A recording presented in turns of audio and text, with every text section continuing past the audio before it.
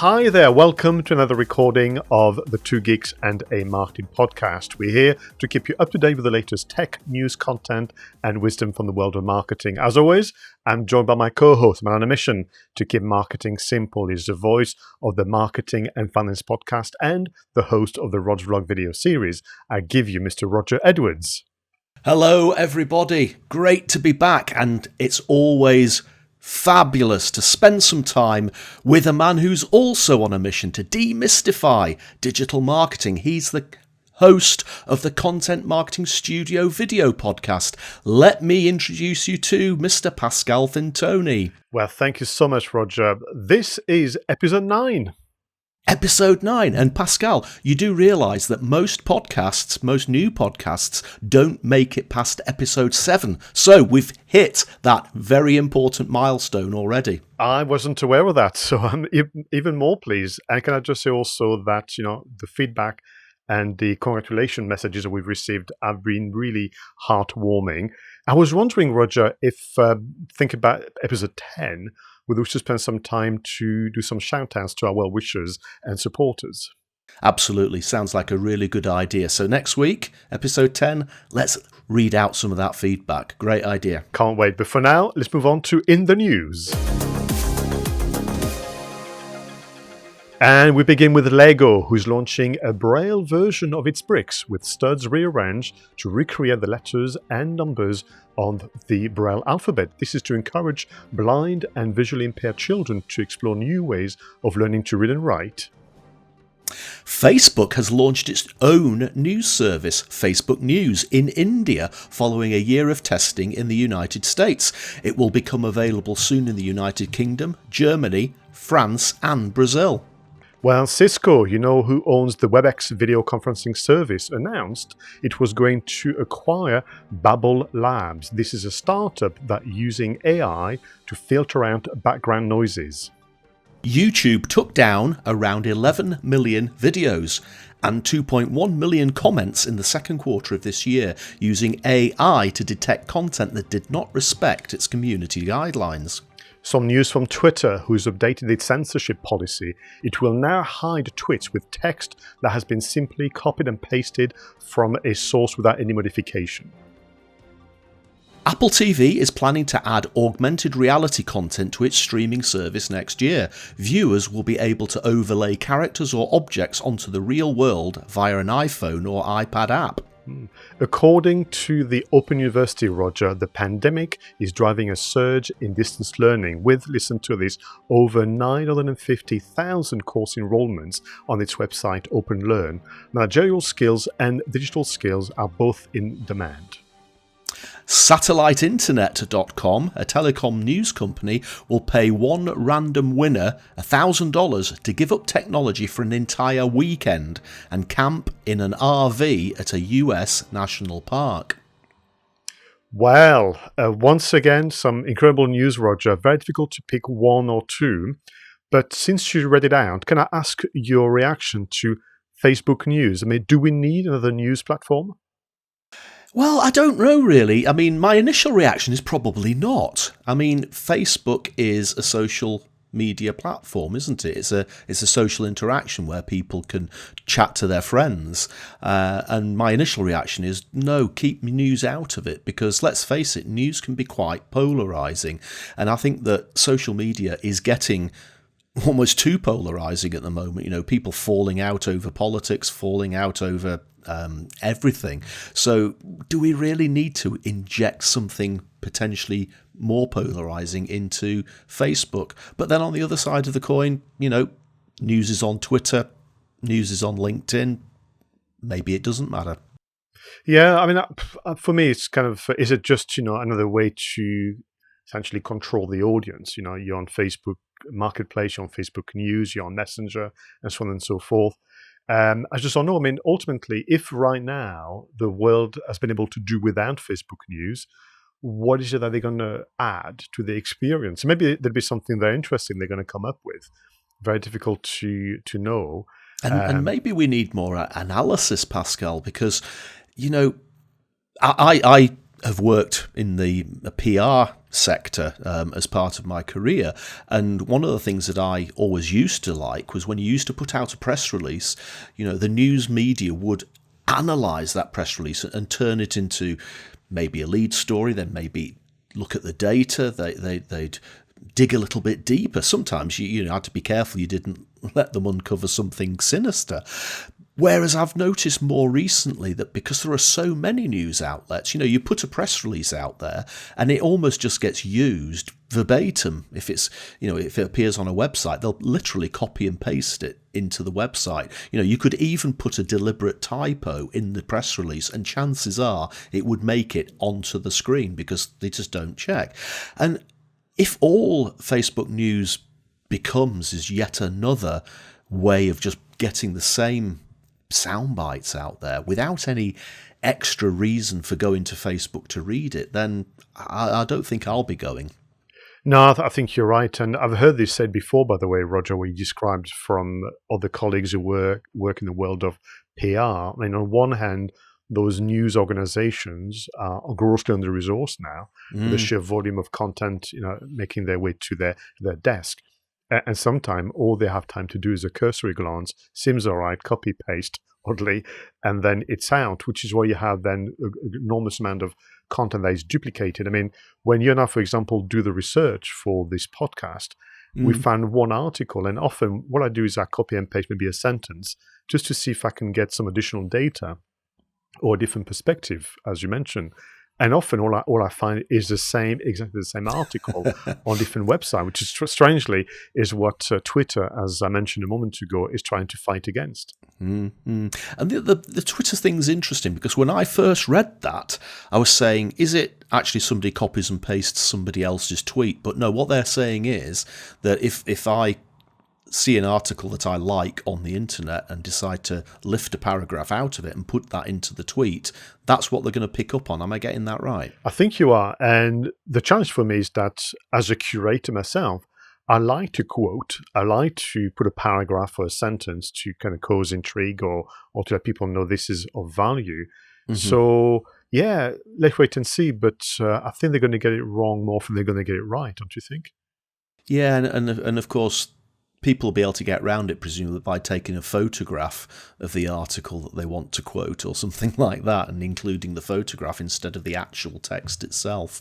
I don't know. You were so close to the criminal mind, Roger. I never thought of that. But so once again, there's lots we could discuss in the news. I think I like the idea of AI for good. So Cisco obviously improving the creation of sound. I mean, I wonder whether Cisco really never thought of it until quite recently, and I wonder whether lockdown has been a source of lots of creative thinking and new ideas coming through. I think lockdown has focused a lot of people's attention on a lot of things, hasn't it, Pascal? And we're going to come to our content spotlight in a moment, where I think that a really good example of that's happened. What I would like to also say is I quite fancy the idea of being given an RV and somewhere nice for the weekend. I'd be gladly give up my iPhone and my iPad for a weekend for a nice beauty spot in the wilderness with an RV, as long as it's a comfortable RV.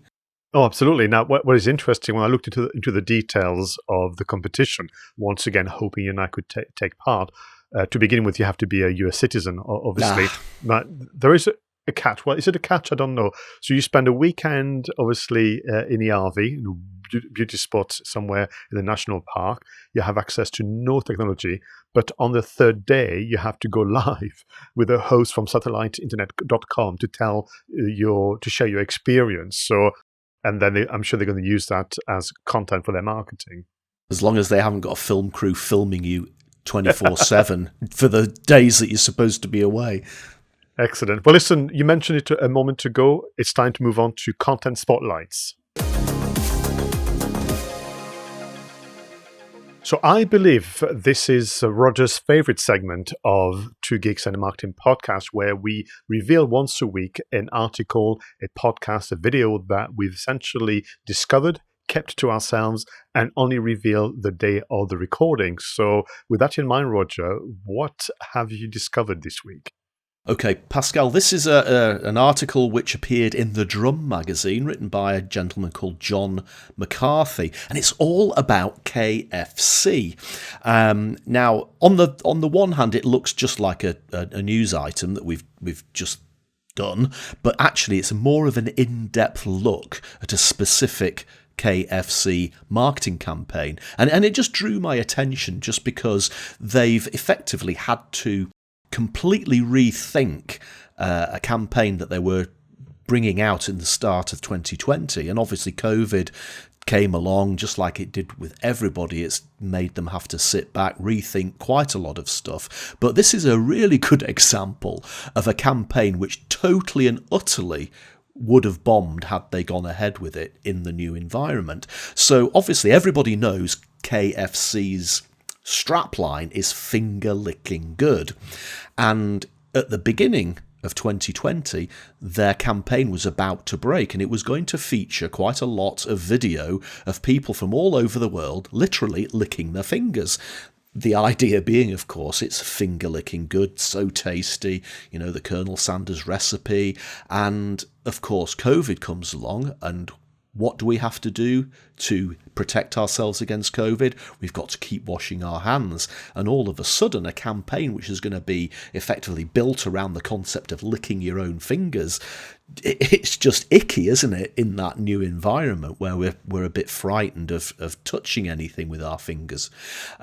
So obviously they scrapped the campaign, and now they've rebooted it in a way and adapted it to the COVID environment. And this article goes into great detail as to the thinking behind that. But effectively, they're still playing upon their finger-licking good strapline, but almost saying, that strapline that we've been going on for years, forget about it for a while. And there's various different executions of that. So, for example, in one video that I've seen, you've got finger and then licking, and it's been pixelated out, and then other ones have got an asterisk that says ignore this for a while, and that sort of thing. And it's actually really quite clever, because what it does is it reminds everybody of the logo of the strapline without actually using it, and there's quite a lot of video play and quite a lot of visuals to support that. But what's really fascinating about the article is that it goes into the details of how they modified the campaign, and probably in the first time in KFC history. Now, obviously, it's a massive global brand. It's probably in pretty much every single country. And like any global brand, you probably don't run exactly the same marketing campaign in each country. You'll have to modify it for the local audience, because some people's cultures are different. Some words mean different things in some cult, and you've got to make sure you don't upset somebody in one country and not in another. But what they're saying is that this new execution of finger licking good, or forget finger licking good as it actually is, it's the first time in their history they've been able to run it absolutely exactly in every single country. And the argument is that this global crisis is one of consistency. Every country has been affected by it in the same way, whatever your culture, whatever your language, it's all affected everybody the same. And that's why they've been able to execute this new version of their campaign pretty much uniformly across the entire world. And I thought that was really, really interesting. And this article basically lays it all out for you. Oh, smashing. Well, I'll definitely follow the link from the show notes and have a look through. Again, whilst we often make reference to the world of B2C in some of our selections, is because you and I firmly believe that there are some great lessons and where we can essentially be inspired to, again, use imagination for our own B2B campaigns, if that's your universe. So now, thanks for that. And I love the idea of a global kind of challenge, creating actually a global message that kind of, which I feels was tackled responsibly, if you don't mind me say so, by KFC on this occasion anyway. Yeah, I think they've done a lot of thinking about it, and I think they had to always be aware that their original execution of it just didn't fit, And therefore, they've taken their time. They've obviously done research, probably in all of those countries as well. And the execution, I just think, fits absolutely perfect. It's been. I mean, I'm not a massive fan of KFC myself, to be honest. Maybe once a year, if at all, will I actually eat in a KFC takeaway. But it really did draw my attention, and I just love the way they've gone about this. Smashing. Thank you very much. So this week, Roger, I'm going to surprise you, and I'm not going to go for a long-form written content. I'm going to go for a podcast episode. As we mentioned in previous sessions of Two Geeks and a Marketing podcast, the level of consumption of audio content has increased quite substantially, and of course, I took part in that. And I've been listening to somebody that I've not listened to for a while, I must confess, a chap called Robert Rose from the Content Marketing Institute. Now, I used to listen to Robert and actually his co-host, Joe Pulizzi, when they had a podcast called This Old Marketing. And what they would do literally at the end of the week is chat about content they glean from the web and content has been sent by the listeners. And I used to listen to their podcast on long car journeys. Now, for obvious reasons, my car journeys are very limited and not very long at all, until a week ago, where you and I and our very good friend Richard Tubb met and had a very socially distant and responsible lunch and get together. So in that car journey, I rediscovered Robert Rose and his podcast called The Weekly Wrap. So Robert, every Friday, will essentially issue a podcast under the series label The Weekly Wrap. And I will say it's a lesson about content marketing and the lesson on content marketing. It's just great. So to begin with, I want to talk to you about the format of the Weekly Wrap. It's in 3 segments. At the beginning, there is an address from Robert, something that he's written, something that he's crafted, and it's actually really quite something to see his storytelling and his kind of art as a raconteur to have improved as we'd expect over the years. So he gives you a bit of an address to make you think about something. Then it has an interview with another expert, again, about the same subject. And then finally, recommend an article from their vault, from their archive. But those 3 elements of the address, the interview, the archive, are all there to help you come up with your own answer about key questions that he's asking during the podcast. And on this occasion, the question that Robert was asking was, should you add more to scale your content strategy? So that was leading questions, and then using the 3 segments of the address, the interview, and the article is essentially inviting you to come up with your own answer. Now, you need to know that Robert is a chief content strategist at the CMI, and I think he's got a strong lean towards education, which kind of explains it. The other thing that they do very well, but you would expect that from them, is content repurposing. So it's available as a podcast, as a YouTube video, but also as a pretty advanced form of show notes, if you will. So you can really kind of choose how you want to consume it.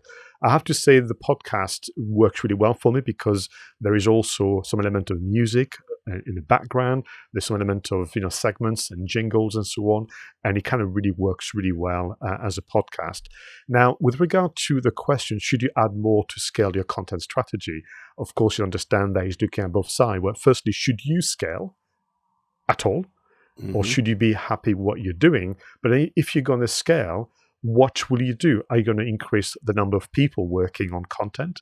Are you going to increase number or improve the processes? Or, which is actually at the heart of this debate, are you going to do like what everybody does, which is to get more apps and more machinery to kind of help you scale up?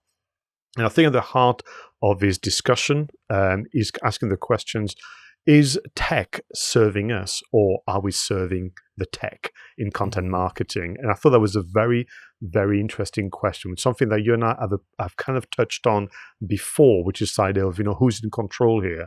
Are you essentially doing what you're doing every week in terms of content because of the machinery that you've kind of put in place? Or are you doing it because you are truly understanding of what you're going to do here?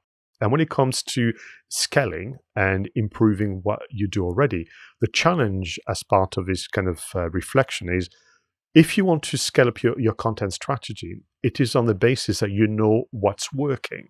And is actually putting the case that perhaps in general, people have a feeling that their content marketing is working, but they're not sure how it is working. So on that basis, how can you scale? Yeah. It's very interesting, this, isn't it? I love the way that he does this in three almost like different ways. So he has his address and the interview and the archive. That's quite a nice approach. I have to say, I've not come across Robert Rose before. Joe Polizzi, yes, but not Robert Rose. And in terms of scaling up, I guess it always comes back to who is your customer. And the customer's problem that you're addressing with your marketing and with your product or your service, and the content has always got to serve that customer, and you have to know whether that customer is consuming the content in the place that you're putting it, and if they're not, then you have to seriously ask yourself, why am I putting my content onto this new platform? And if you do want to scale it up, you still have to answer that question. A new platform comes along and it isn't just a question of, I need to be on there now. You've got to say, is my customer going to be on there? And if the customer isn't going to be on there, or they're not going to be on there yet, then you don't really have to pile in there straight away. It's always about the customer. And I preach this and I still forget it myself. I'm like any marketer. Something new comes along and I want to try it. And I immediately say, I need to get my content onto there. But sometimes you've got to stop yourself, take a deep breath and say, is it actually going to serve my customer? And if the answer's no, then you don't actually need to be there. I think this part of the skill set of content creators or online marketers, learning to say no. Yes. It's not easy.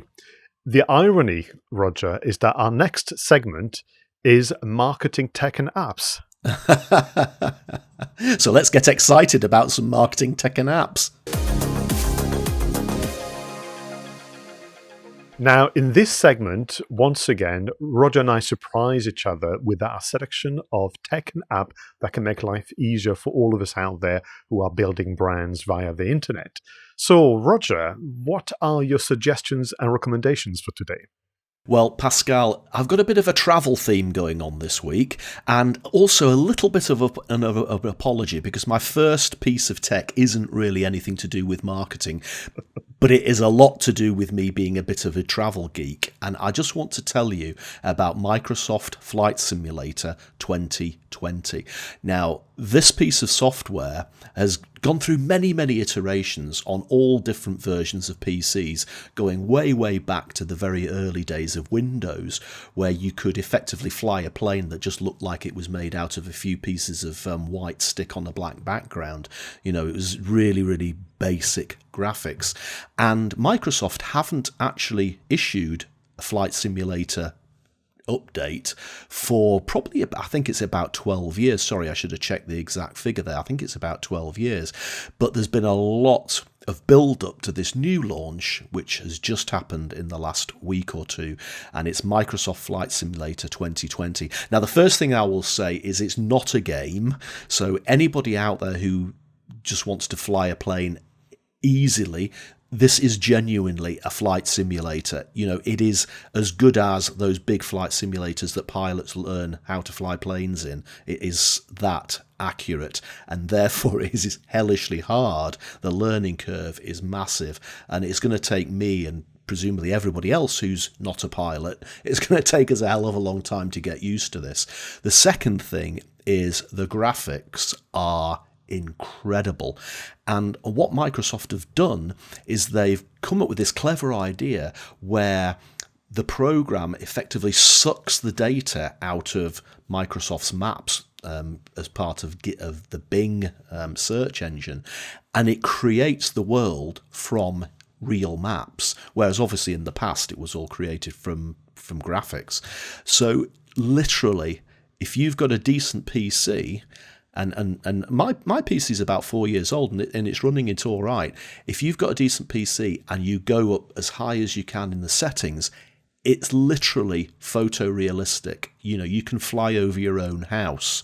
You can fly over local landmarks. You can fly over absolutely perfect renditions of New York, London, and all the big cities.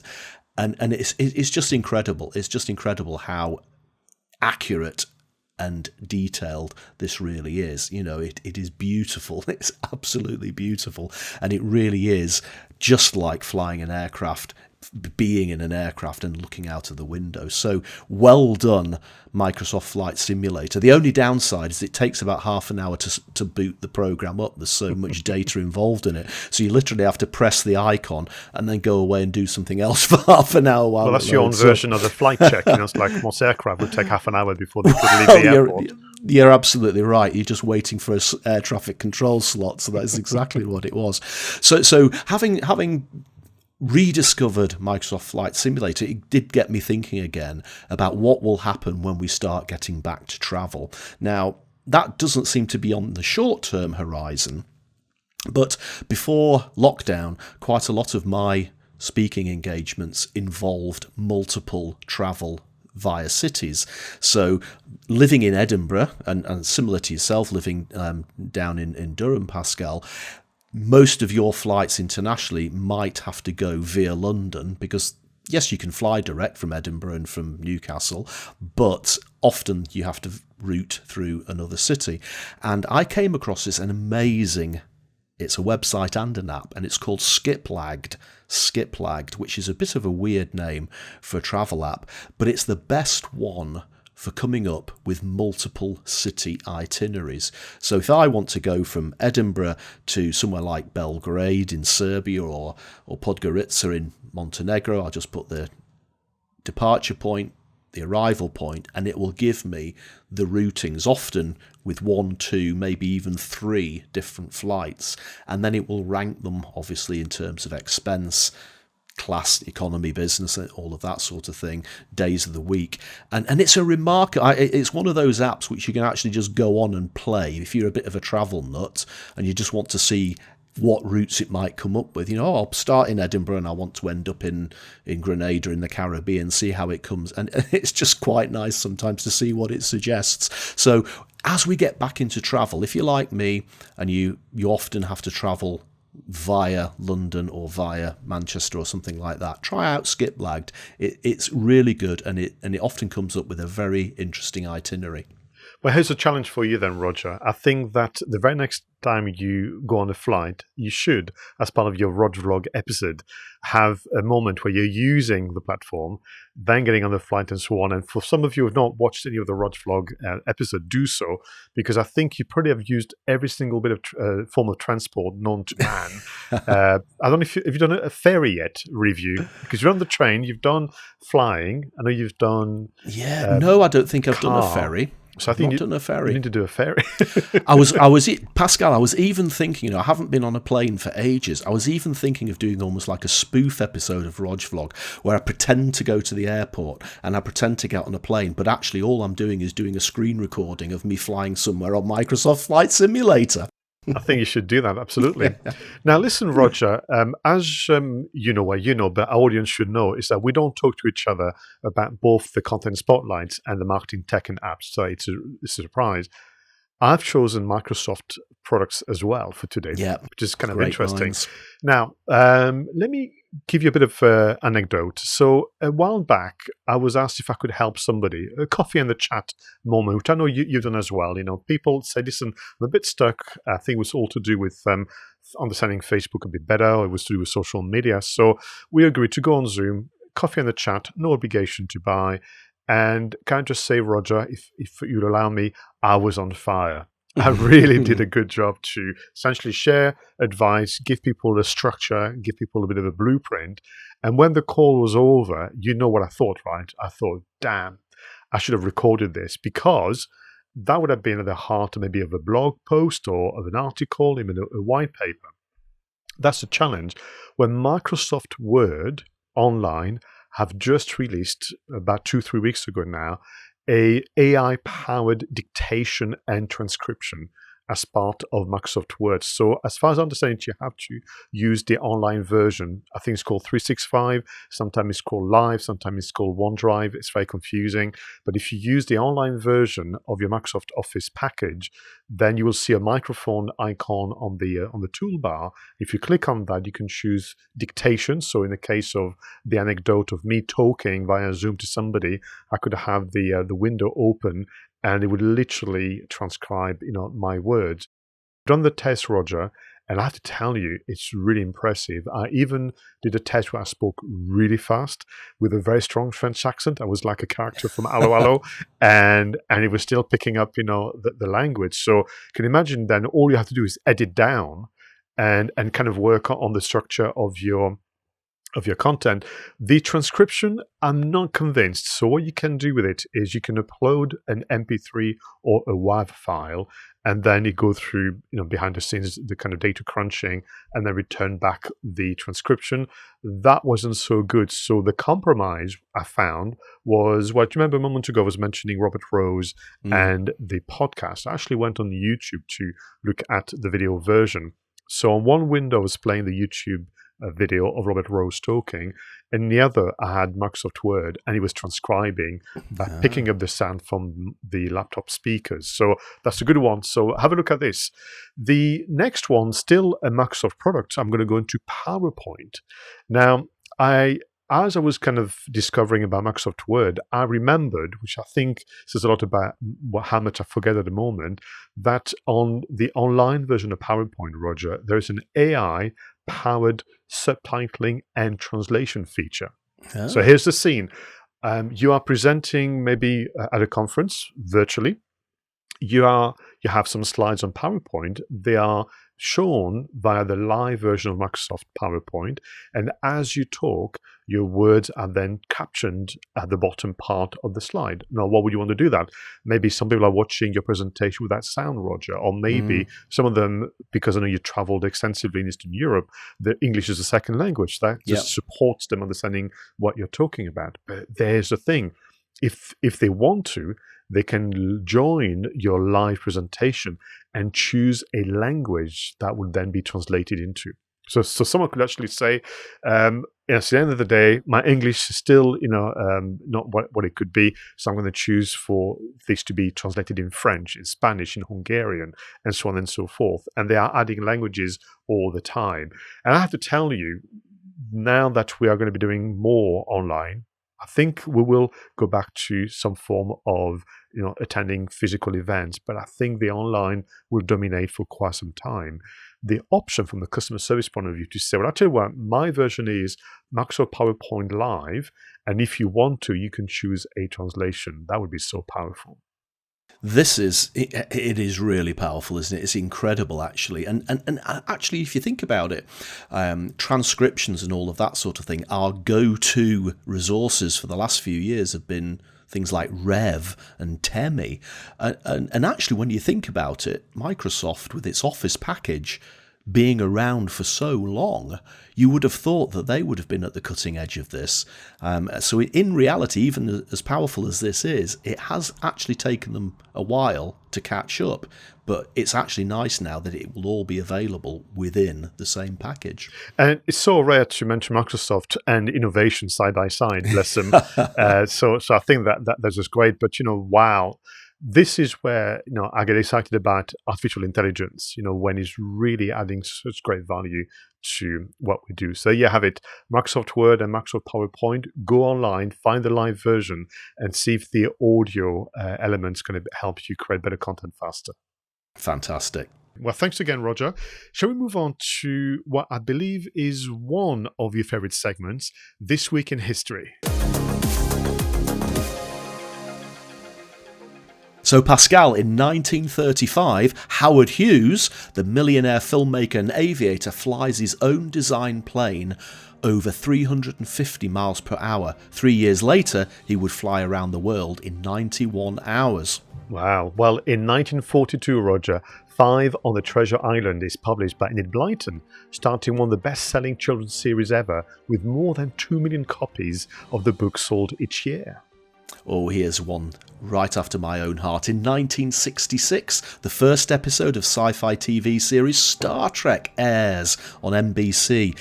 Entitled The Man Trap, it is in fact the 6th episode produced, but it was chosen because of its horror storyline. In 1977, Pioneer 11 becomes the first man-made object to fly by Saturn. The space probe was launched in 1973 by NASA. It eventually left our solar system, and the last signal was received on November 24, 1995. In 1990, the first internet search engine is launched, called Archie, and it was used to index archives and make finding files easier. Due to limited space, only the listings were available and not the content for each website. Well, talking of files, Roger, in 1993, The X-Files, created by Chris Carter and starring Gillian Anderson and David Duchovny, premieres on Fox Television, reaching 12 million viewers. What an absolutely cracking series that was. In 2005, Apple replaces the iPod Mini with the iPod Nano. 1 million units were sold in the first 17 days.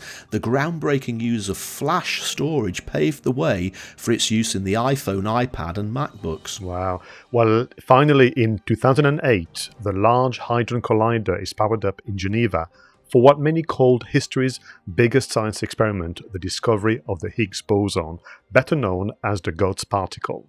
The God's particle. Pascal, I'm gonna have to do this. Look what I've got. I can't remember which is which. Oh my goodness! But I think that's the iPod Mini, and I think that's the iPod Nano. But I had both. I've never had any. I've had a normal kind of MP3 player. And I think by the time I was maybe considering getting one, it was over. The Nano I actually really liked because it was the first one that had a little video screen on it, so I could watch videos on that. Unfortunately, that one no longer works. This one does, and it's still, I think it's 8 megabytes on there, or no, it's 8 gigs on there. So quite a lot of memory for something that's about 15 years old. Do you know, I mean, I've got boxes full of old gear, and my wife Denise always asks, what are you going to do with that? I said, just leave it, because one day, I didn't think there would be a podcast for us to show our Mandro, but the content of our Mandro. But it's funny, I mean, I've kept my very first mobile phone. I don't know if you've done the same. Oh, yes, I have got my old little Nokia, my flip screen, my flip top. Nokia, yeah. That one. I had a very, very small silver Sony Ericsson, and the keys were so tiny and so close to each other, it was impossible to dial anyone. And I love the fact that Star Trek is one of our pieces of history today, because, of course, the star of the original Star Trek series was William Shatner. I know the very, very first episode they made was with a different captain, Christopher Pike, but the main captain, Captain Kirk, was played by William Shatner. And just as an aside, you mentioned Rogvlog before. One of my episodes of Rogvlog that I put out last year was me talking about Greyfriars Bobby, which is in Edinburgh folklore. And the producers of a program on the History Channel in the United States saw my Rogvlog episode and invited me to recreate the narrative that I did in the vlog for them on the History Channel. And William Shatner was the presenter of that episode. So really incredible, wow. Incredible how these things come round, isn't it? But there's a lesson for all of you and listeners. I mean, the Rogvlog, I know, is a passion project for you, and it's really, really good, as content goes. And I know that it's helped you practice some of your speaking skills, but it's opened so many doors. That's why I'm a great fan of content marketing done, where sometimes, you got to do it with something that is linked to your sales funnel, but sometimes just do it for passion, and usually that's the thing that oddly works better. I must talk to you about 5 on the Treasure Island, because I think that's why it gave me the passion for adventure as a style of story. So, of course, I read the French translation. It wasn't called the Famous Five, by the way. They were called the Club of Five, Club des Cinq. And it was What was the dog called? Dagobert in French. What was the dog called in English? Do you remember? Timmy the dog. So, which Dagobert being actually a French character from history, and the story took place in Brittany, where my grandparents used to live, and I used to go to Brittany every summer. So I used to kind of imagine that I was walking through the paths and maybe going on the beach where the famous five had been. But yeah, they were great adventures, and I'm glad that children are still reading them today. Yeah, and they did a TV series back in the 80s as well of They did. Famous Five, and there was a very famous pastiche of it done by the comic strip Presents. I think it was called something like Five Go Mad in Dorset or something like that, and of course it was very adult humour. But Enid Blyton is one of those historical authors, I guess, that maybe goes out of fashion in the modern world, but it's pure adventure and pure escapism, and I still think it stacks up today. Yeah, absolutely. So we're not going to talk about the X-Files because time is against us. Yes. But I have to say, I couldn't help but feel a little sorry for Pioneer 11 that disappeared into the far-flung part of the universe in November 24th, 1995, the last signal. I don't know, do you think it would have been a moving moment for the scientists working for NASA? That, that was it? We don't know what's happened to poor Pioneer 11? Yeah, it'll be like a child to them, their baby. But you never know. Maybe even now, Pioneer has bumped into some piece of alien tech, and that piece of alien tech is integrating itself into Pioneer, and maybe, just maybe, one day, Pioneer will come back. Right. Well, if it's like any of the movies that you get inspiration from, I hope not. It stays where it is. Right. It's always a super segment, nice bit of light-hearted commentary on the evolution of tech and how it's impacted, obviously, marketing and popular culture. Roger, can we move on to our next segment, our creators' shout-outs?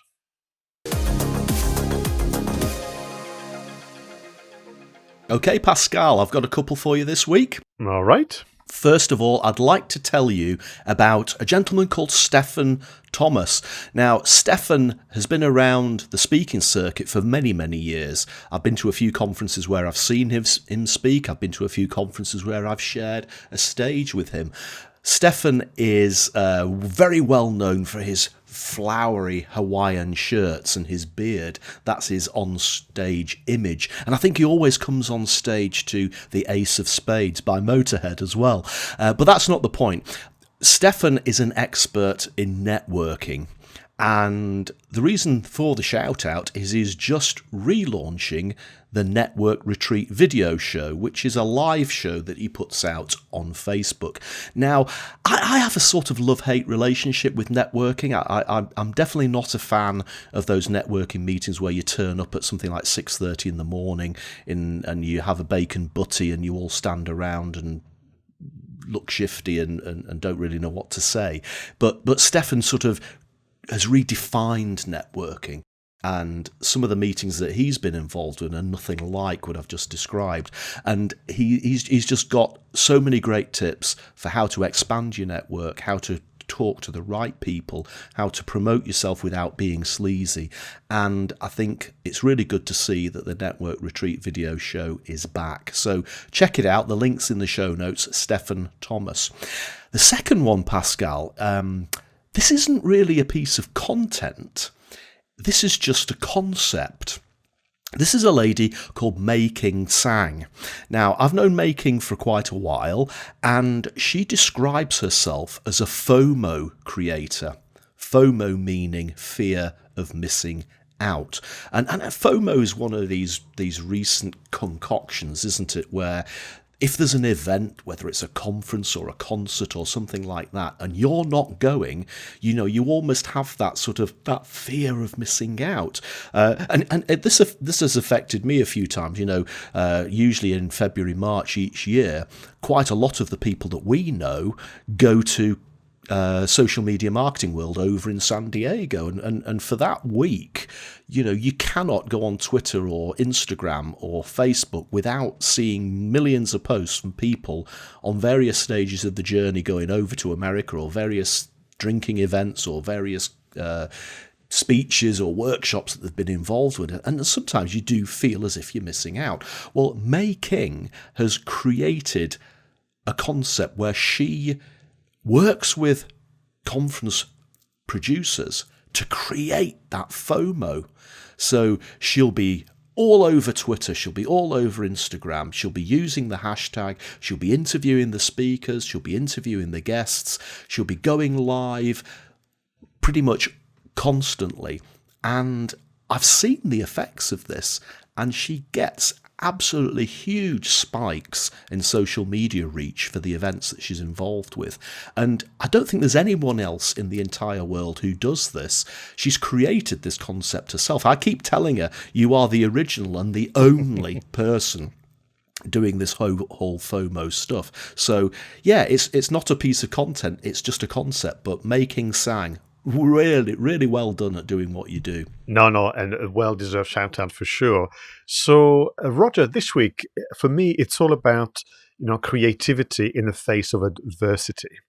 And so the first gentleman I want to mention to you is Oliver Banks. Now, Oliver Banks is the founder of OB&Co business, and is a retail transformation and innovation consultant, bringing years and years of working for some of the big brands out there in the high street into services, which would be in terms of knowledge transfer, recommendations, consultancy, and so on. And Oliver wanted 2020 to be a very different year than what has transpired in the world of retail, as you can imagine. So to begin with, he had a conference organized and planned for July, and took the brave decision to go online only, and kind of went on with his Retail Transformation Live conference. But what I want to talk to you about is his podcast series called The Retail Transformation Show. And again, at a time where retail is really, having to rethink and do things very, very differently, and sometimes have little control over what is happening, he's able to really invite some great people and have some great discussion that not only will help people work in retail, but I would argue, Roger, anyone running a business. Because ultimately, what I'm always kind of arguing, as you know, is that imagination is the ingredient that's going to make the big difference between success and just doing okay. And I think that all of us, no matter our occupation, have got a lot to learn from some of Oliver's understanding and knowledge, but also Oliver's guest in terms of how to rethink the customer experience during the pandemic, how to rethink the customer experience, how to understand your audience better, Roger, which I know is your favorite subject. And I do believe that even though you may not work in retail, just check out on occasion the podcast by Oliver Banks, The Retail Transformation Show, because truly some of the statements, some of the nuggets of information being shared are going to make a big difference to you. The next person I want to talk to you about, which is again about creativity in the face of adversity, is a lady called Laura Perman, who is a personal branding photographer. So once again, an occupation like many that has been impacted upon negatively by the pandemic. As a photographer, specializing in personal branding, and when you can't go out and see people, that's a tough one, right? So Absolutely. what did she do with all that extra time? But to begin with, she kind of rethought the business. She's got some great packaging in terms of services, doing things, more safely at distance and so on. But she also launched, as part of her YouTube channel called Moi TV, so moi as in a big kiss, Moi TV, she's launched something called Life in Lockdown Photography. And what she's doing once a month, she's inviting some of her friends who are also photographers to essentially document what it's like for them at this moment in time. And sometimes she will give them like proper homework, like a theme, and do some photography. And then she records an interview where they give a running commentary on why they did the photography in that particular way, and what we can take away, all of us as marketers and business owners, for more imagination and more creativity. The whole series has the hashtag Creative Contagion, which is also, she had that kind of humor. But the reason why I would encourage you and our viewers and listeners to check out the videos is also the editing and the storytelling. It's like a small documentary. She's put a lot of work into it, and she deserves, the shout out for this week as well. Laura's awesome, and she did my headshots that I use on my social media and on my website, so well-deserved shout out, definitely. Excellent. So, yeah, thanks again for bringing your creators, to the fore to this week, Roger. Time is nearly over, but we still have time, Roger, to move on to film marketing. Yes. Right, Roger. 40 years ago, 40, something very special happened for film goers around the world. Flash Gordon was released. Flash Gordon. Now, Pascal, again, we might be accused of choosing a really, really old film, but let's just be honest with the listeners and the viewers just for a moment. You mentioned our good friend Mr. Richard Tubb earlier in the show. Before lockdown, we got together, didn't we? We hired an Airbnb. We often do this when the world isn't locked down. We hire a B&B. We spend the day helping each other out with our business. So it's almost like a mastermind. But then in the evening, we always have some fun. And we got a couple of bottles of wine. We got an Indian takeaway, and we watched Flash Gordon, and it was just such a fun night, wasn't it? I mean, it's a bit of a visually arresting film, very bright colours, a little bit garish, a little bit cheesy, very, very 80s, with the shoulder pads and the big hair and all of that sort of thing. But all three of us knew all the words, didn't we? And every time one of those immortal lines like "Gordon's alive," which was screamed by Brian Blessed, we were shouting it out as well and having a laugh, and that's why I thought that it would be good to talk about Flash Gordon, because it's one of those films, again, which has passed into legend. Now, Flash Gordon was originally a cartoon strip going way back to the 1920s and 30s, drawn and written by somebody called Alex Raymond. There were 3 film versions, actually there were film serial versions made in the 1930s starring somebody called Buster Crabbe, and they were obviously in black and white, and you used to go to the cinema every Saturday for 13 weeks to see a 20-minute episode of Flash Gordon. So it was already part of the mythos of science fiction across the world. And this film, made in 1980, as you say, I don't know how they managed it, but it was a miraculous combination of an amazing soundtrack by rock band Queen, visually stunning, as I've already said, very bright colours, very in keeping with the original flavour of the original comic strip and the 1930s version, so the rocket ships all look very similar, and well-known actors who have now passed into legend, like Brian Blessed and Timothy Dalton, and a bit of a cheesy script, I guess. It was, I sometimes didn't know whether it was trying to be too much comedy or too much drama, but they just seemed to hit the balance right. Just a great, fun film, which was science fiction that came out around the time, the world had got used to Star Wars. We'd had The Empire Strikes Back. That was quite a serious film. And then, bang, along comes Flash Gordon. And it was a great, fun film. And it's one of those ones that I could just watch time and time again, especially with a couple of decent buddies and a bottle of wine and a chicken curry takeaway. I think you're right. If you were to read a summary paper or the juxtaposition of the vision about the music, the vision about the decor and the sets, the costumes, the acting and so on, this would not work. I mean, you look at the ingredients, you can go, this is a recipe for disaster. But the producer, Dino De Laurentiis, had a vision. And what is really, what I have a lot of respect is that they respected indeed, what's Flash Gordon, or the original Flash Gordon, in terms of the comic strip and the series. It would have been very tempting, and this is where the film marketing comes in for me, very tempting to look around what others are doing. And you're right, Empire Strikes Back had just been out. The world now was used to Star Wars as the reference point. It would have been very tempting to literally go, nah, let's not do Flash Gordon the way in which the authors back in the 20s and 30s wanted it. Let's do a Star Wars-like Flash Gordon. Very, very tempting. And part of my work, usually as the content marketing consultant, is to always remind people, get on with your vision and your craft. Don't spend your time looking around about what others are doing. They are too busy doing their thing. And the world doesn't need another Star Wars-like story. That's a journey. I mean, there's a link, because you remember that George Lucas was obviously very much inspired by Flash Gordon, because he'd been around watching the TV series. I'm not sure that that's truth or more kind of legend, but someone said he wanted to make Flash Gordon back in the days because he didn't have the right. He wrote Star Wars instead. I'm not sure about that, but that's part of it. But what is nice, you're mentioning about the cast in particular, there is a strong James Bond and a strong Star Wars, kind of influence, because many of the actors and producers ended up working on James Bond movies or on Star Wars movies, years and years later. In terms of the marketing, certainly what they did well at the time was the timing. So let's not compete against the summer blockbusters. This was released in the end of year, for the end of year festivities. For me, as an outsider, I would say that it's almost pantomime season. When this was released in the UK.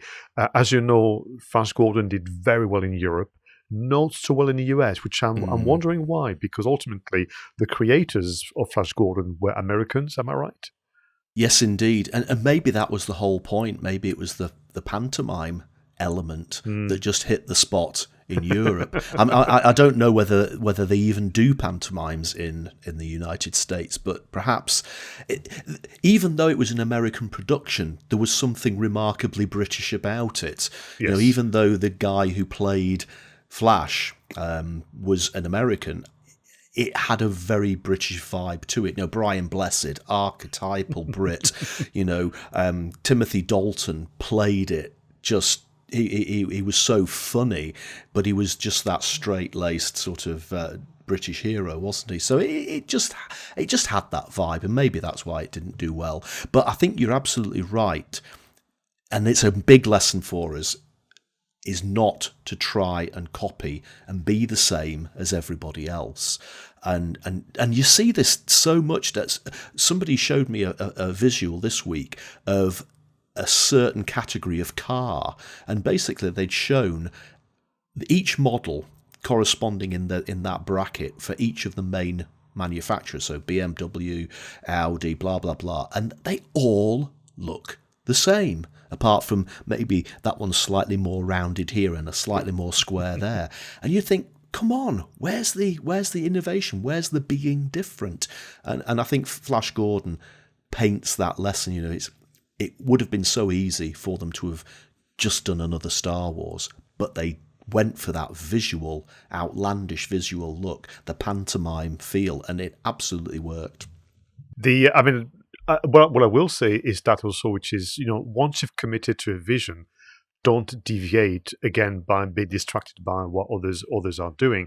So when it came to the marketing, what they did do, which again is a surprise why it didn't work so well in the US, they had some very, very short trailers that were mimicking the comic strips. There was always like a very short action scene and a cliffhanger, real cliffhanger. Yes. Where sometimes Flash was hanging off a cliff. And so what they did for the film promotion, they took action scenes, but you didn't know how well Flash Gordon, the character, would fare and do. My friends in France went to see it before I did. They all came back from the cinema, and they all tell me about the scene where they had to put a hand inside the tree stump with that kind of scorpion-like creature. That's all they talked about. Yeah. So when I went, I was just waiting for the scene. And actually, even to this day, it's a kind of, probably primordial fear of putting your hand somewhere where you shouldn't and have some kind of creepy insect biting you. But it was so funny. That was all they mentioned of the whole film was this thing where someone has to put their hand, get stung, and die eventually. From what you can read, because there's so much been written by the film. I know it's been re-released this year in a very, very special 4K version and so on. It's going to be beautiful. But certainly, you mentioned Timothy Dalton.